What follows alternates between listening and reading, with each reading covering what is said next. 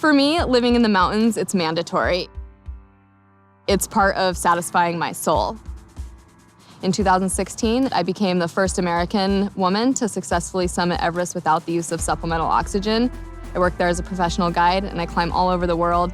One thing that I believe in climbing and in life is that the summit is really for the ego, but the journey is for the soul. Seattle really creates an environment that is wonderful for challenging myself and exploring what my own limits are.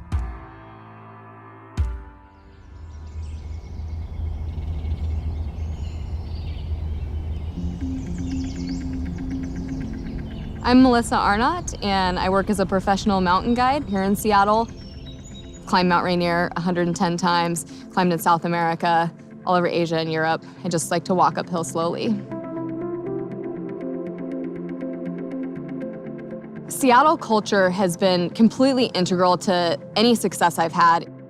Almost every American who was significant in Himalayan mountaineering based out of Seattle. They all trained on Mount Rainier, and they all came back together in Seattle. For people that love the outdoors, it's one of the most amazingly wild and beautiful urban areas that you can be in. I mean, you can just walk one block in any direction from almost any neighborhood and find yourself in some green space. And you can have these views out into the Puget Sound and looking out into the Olympic Peninsula. You can see Mount Rainier on a clear day. You can be nestled in the deep forest and feel like you're truly in like a wild, remote rainforest. And I've traveled all over the world, and there's no other city that I've been in that gives you all of those things in one tight little geographic zone. Coming out to Washington State really is what changed my life. I started working as a guide on Mount Rainier when I was 21. I was definitely one of the youngest guides and one of the smallest, and it was really challenging. There was a point when I had a whole group of climbers that just refused to clip into the rope with me because I was a small, young woman.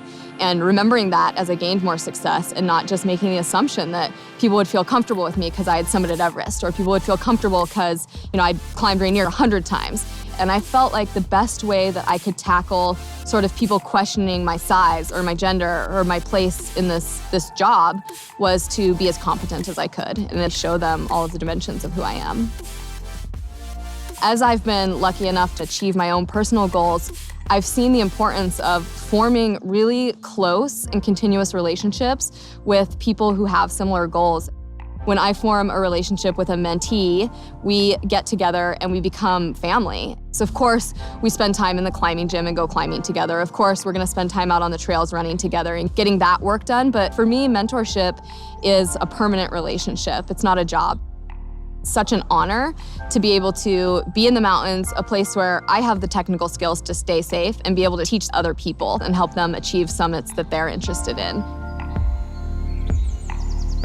We talked a little bit about that it wasn't the physical challenge of that climb, which I knew it wasn't gonna be for you, but that it was just like overcoming the unknown, because that is such a thing for me. I spend about half of my year working as a mountain guide, and I spend my remaining time working on the nonprofit that I co-founded, which is called the Juniper Fund. We support Nepali families after the death of a mountain worker in Nepal. Our executive director lives and works in Seattle, and she really keeps everything going. And I'll take one of these onto the stage with me and reference it. How many people are coming? 500. Okay, good job.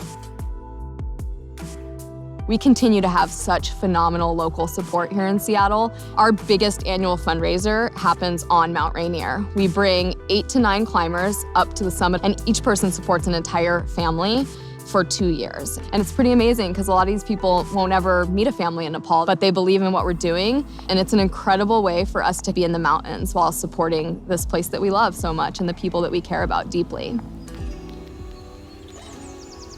One of the greatest gifts of my life is being able to travel all over the world. I get to really get to know different places while climbing mountains. But when I look at Mount Rainier, I see my home. It's where I learned how to speak to the mountains and listen to the things that they had to say to me. And I took those skills out to the greater world. But it is really my home. And so I come back and I sort of root myself down to this place before I launch out to the next place.